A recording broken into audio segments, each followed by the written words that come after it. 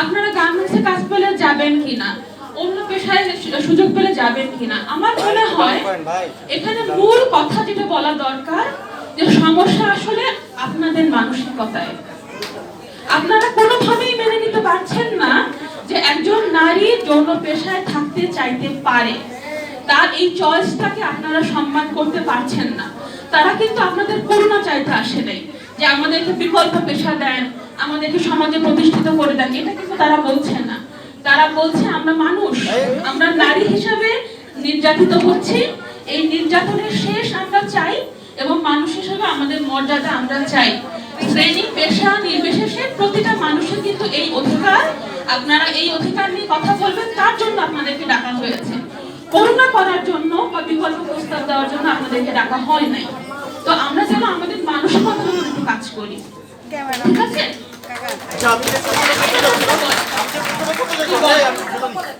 আমরা এই মুসলিম দেশে আপনার যে যৌনতাকে যেভাবে প্রমোট করছেন বা তুলে ধরছেন, এতে কি অবাধ যৌনতাকে একটা সম্পর্ক পাচ্ছে না? নতুন প্রজন্ম কি শিখবে?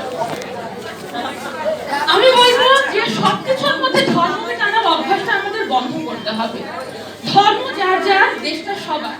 যারা এখানে যৌনকর্মী আছেন তারাও কিন্তু নিজের পরিসরে নিজের মতো করে ধর্ম পালন করেন।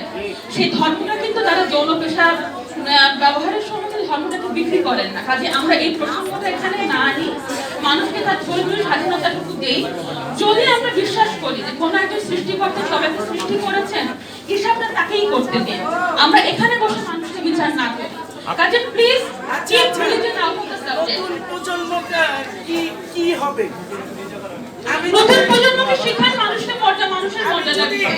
আমি যদি নদীতে ডুবে যাই, তা আমার সাথে সন্তান থাকে কিংবা আমার সাথে কিছু থাকে, আমি সেটাকে বাঁচাবো নাকি আমি নিজে বাঁচবো?